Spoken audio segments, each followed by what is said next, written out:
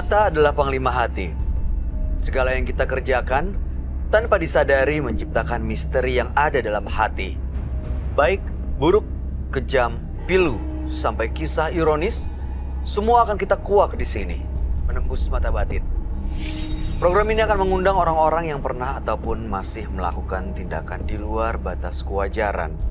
Dan malam hari ini bintang tamu yang sudah ada di sebelah saya adalah Sasa Alexa. Apa kabar Mbak Sasa? Baik. Senang sekali bisa hadir lagi di Menembus Mata Batin. Ya. Waktu pulang dari sini waktu itu aman-aman aja kan ya? Tapi gak bisa tidur aku 2 hari karena kepikiran takut. Aku waktu itu dirikin kan kayaknya kayak dendam banget ya yang kodok waktu itu. Jadi aku 2 hari tuh aku gak bisa tidur, kepikiran. Tapi nggak ada yang datang lewat mimpi atau? Syukurnya nggak, tapi mungkin paranoid sih.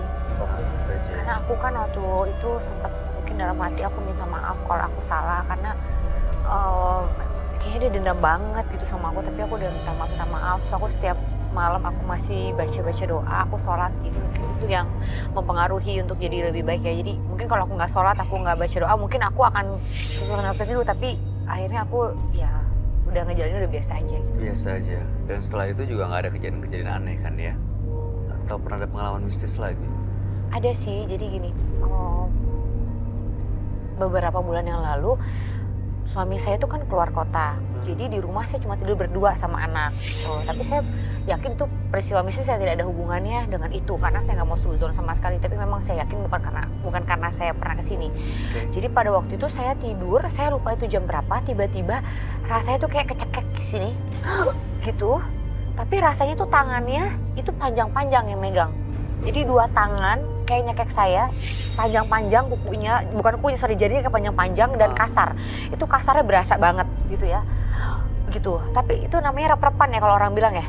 Jadi terasa ada cekek, ada kukunya, terasa ada jarinya panjang dan panjang. kasar. Itu terasa banget kenceng dua-duanya. Lepasnya gimana? Saya setengah sadar, setengah melek, jadi gitu. Terus saya tapi ngeliat anak saya tidur sebelah saya persis tuh. Saya lihat begini, dia aman-aman. Jadi anak saya tuh nggak ngerasa kayak nangis, nggak juga kayak rewel, enggak. Tidurnya nyenyak aja, cuma saya aja. Terus saya langsung kayak berusaha pengen ngelepas. Saya nggak sadar juga saya ngelepasinnya mau gimana. Cuma saya berusaha baca ayat kursi pada waktu itu, cuman nggak bisa selesai kan. Tapi saya berusaha, akhirnya kelepas gitu kan. Terus akhirnya saya pelan-pelan bisa tidur lagi. Terus besok pagi saya sadar, tapi kok saya pikir kalau emang dia ganggu, kenapa anak saya yang masih kecil, anak saya usia 8 tahun, dia nggak ada rewel, nggak ada apa. Sampai besok paginya juga anak saya riang-riang aja. Justru ke sayanya yang kena. Mudah-mudahan sih itu nggak kejadian lagi ya, Iya. bahasa saya. Dan mudah-mudahan malam hari ini setelah pulang dari sini juga nggak mengalami hal-hal yang aneh. Iya benar-benar, karena saya kan nggak pernah punya niat jahat ya. Iya, betul. Niatnya juga baik ya. Malam hari ini kita akan ketemu dengan partisipan kita yang pertama. Ya. Berikut ini adalah seorang perempuan yang mengaku memiliki pengawal gaib. Malam hari ini kami akan panggil dia dengan nama samaran. Kami persilahkan Yuni.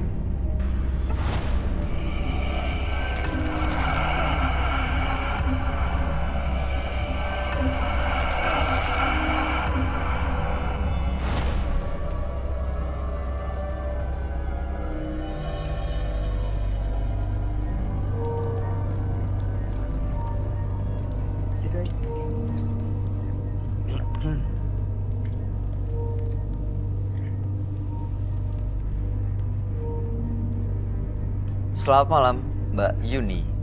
Iya. Mbak Yuni, apa yang mau diceritakan pada kami malam ini? Saya mau menceritakan mengenai kisah masa lalu saya. Ada apa dengan masa lalunya?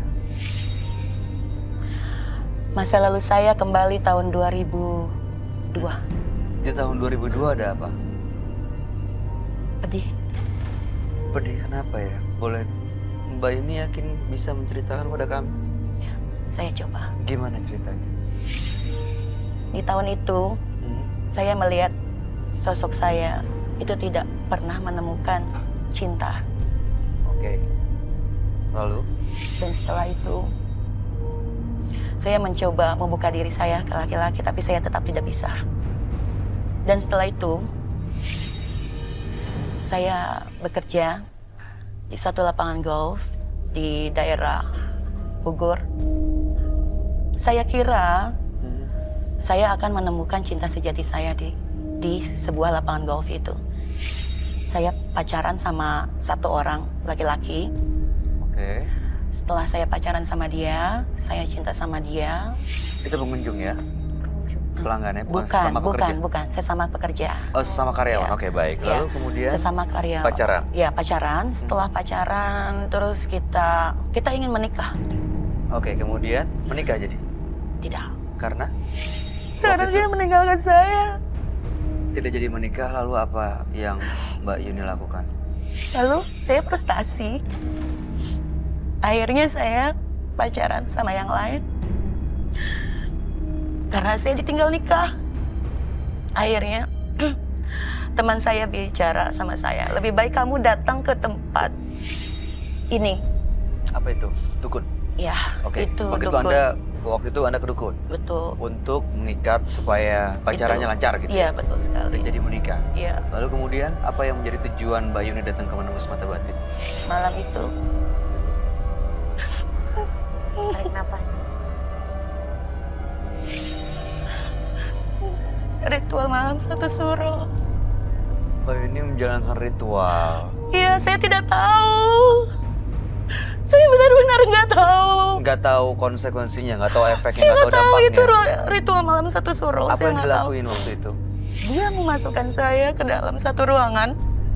Lalu satu malam itu saya nggak tahu apa yang terjadi. Saya hanya mimpi seseorang itu datang ke alam mimpi saya. Lalu paginya ibu dukun itu dia bicara sama saya. Lalu dia memasang susuk ke semua wajah saya. Oke, baik. Jadi waktu itu Anda masang susuk, Anda melakukan ritual malam satu suro, Anda datang ke dukun untuk mengikat laki-laki yang menjadi pasangan Anda, begitu ya? Oke. Yang kembali saya mau tanyakan, tujuan Mbak Yuni datang untuk apa? Saya ingin menguak tabir apa di balik ritual malam satu suro ini. Baik. Siapa dia?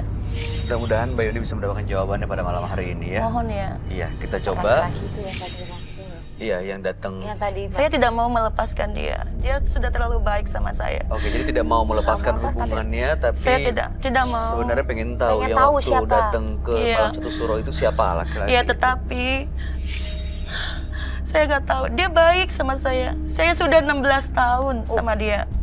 Dari tahun 2002 sampai sekarang. Ini dia nih maksudnya yang datang malam itu. laki-laki sosoknya kan? Dia cantik. Dia cantik sekali. Jadi malam itu yang datang itu adalah seorang perempuan Iya. cantik dan sampai sekarang masih ikut. Ya. Ya udah gini, baik kalau begitu kami akan ajak Mbak Yuni untuk langsung ketemu dengan sahabat kami. Dia adalah seorang indigo, mudah-mudahan bisa mendapatkan solusi pada malam hari ini. Kami persilahkan Roy Kiyoshi. Sebelumnya, tim Mata Batin sudah memberikan tanggal lahir dan nomor rumah partisipan kepada Roy Kiyoshi. Dengan mata batinnya, Roy akan membaca berdasarkan angka yang kami berikan. Yuni, terlahir tanggal 17 Februari 1984. Tinggal di rumah bernomor 125. Tanggal lahirnya memperlihatkan sosok penyendiri yang selalu menyimpan kesedihannya sendiri. Sifat itu membuatnya mudah menaruh prasangka pada orang lain. Di luar itu, saya melihat dia menanam sesuatu yang berbahaya dalam tubuhnya. Ada sosok gaib yang menjaganya. Sosok itu akan menjadi sangat buas jika Yuni merasakan sakit hati. Saya melihat sosok perempuan berkebaya, lidahnya panjang sekali.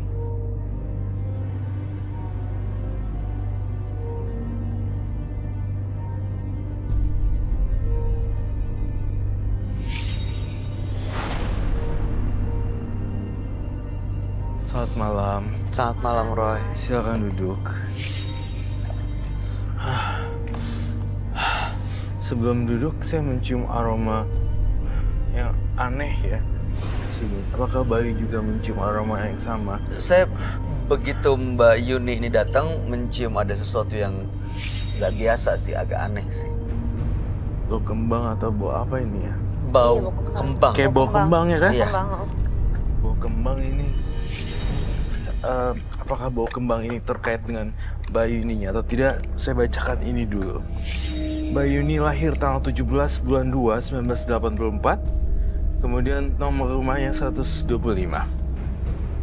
Bayuni punya pacar, punya pasangan. Waktu itu datang ke dukun untuk mengikat supaya tidak mengalami lagi putus cinta. Waktu itu sebelumnya pernah hampir kawin gak jadi, makanya datang ke dukun untuk membuat pasangannya lebih terikat gitu ya. Tapi ritual yang dilakukan di tempat dukun. Kenapa saya di sini? Ih, Ini di mana? Mbak Yuni ada di studio Menembus Mata Batin. Mbak Yuni kan? Mbak Yuni kan? Kamu ada di studio Menembus Mata Batin. Sama saya Bayu, ada Sasa Alexa, ada Roy Kiyoshi. Dan kita coba untuk ngebantu kamu Mbak Yuni. Mbak Yuni bukan? Ya, sebentar, saya nggak yakin ini Mbak Yuni sih. Tapi mudah-mudahan dia masih sadar. Kamu siapa? Nah lo, Siapa kamu? Roy, ini yang ngobrol dan yang ngomong masih Mbak Yuni atau bukan? Iya, bukan. Saya tidak lihat Mbak Yuni lagi dalam sini. Kamu siapa? Saya Bayu. Bayu. Ada Roy Kiyoshi, kami tuan rumah di sini. Ada Sasa Alexa di sini. Sasa Alexa tidak bersalah apapun. Kamu jangan ganggu bintang tamu kami pada hari. Saya melihat di kepala saya dari awal saya datang ke sini. Saya ngerasa ini nggak beres. Perasaan saya nggak enak. Tadi saya ceritakan, ini bau apa? Saya bilang, kamu bilang bau kembang. Dan saya ngerasa, iya bener, this is bau kembang memang. Nah, ketika saya masuk, dia merasa terancam ya. Dia, Insecure. ya waktu saya mau, saya manggil-manggil lo iya. tadi kan? Iya. menurut Tatap kamu mata dia saya. udah mulai marah. Jangan. Tatap mata saya. Jangan nanti. Jangan, Bayu, serem. I will help you guys. Bayu, jangan. Jadi dia suka sama kamu kayak waktu itu. Kamu ngerti nggak bahasa saya? Iya, It's okay. Mbak Yuni, ya kami mengerti bahasanya, tapi kalau kamunya marah-marah, kita nggak bisa ngerti apa yang mau disampaikan dan ini nanti kita Di nggak bisa sini- membantu. Ah. Saya di sini merasakan tingkat suhu yang sangat dingin sekali dan Ah. Makin lama makin dingin. Tuh merinding. Oh my Ini God. siapa ya Roy? No, ini bukannya Union. Dia bilang soalnya selalu diikuti sosok gaib, udah 16 tahun Mbak, siapa, diikuti. Mbak? Dia sekarang Kamu siapa? Ih, Kamu yang siapa? Bukan saya. orang nahan. Saya merasakan teror makhluk gaib di sini, Bay. And she's not human. Ini bukan Bukan Yuni Yuni. lagi ya? Ini apa emang ini Oh, tahu. sosok gaib yang ngikutin dia terus? Ini golongan demonik gitu.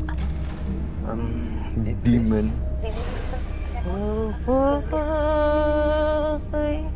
Bulan, bulan sangga Gue begini. bentang Sama.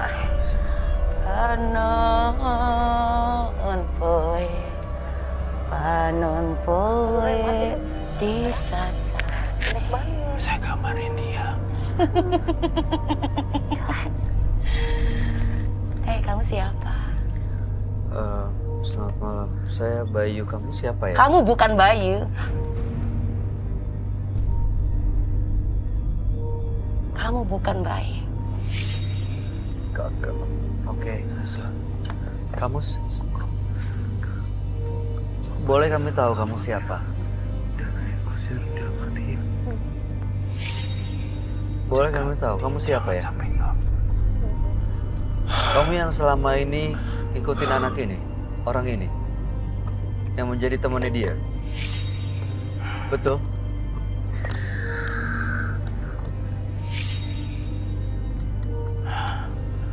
Dia nggak bisa diajak. Saya mulai kehabisan energi, Bay.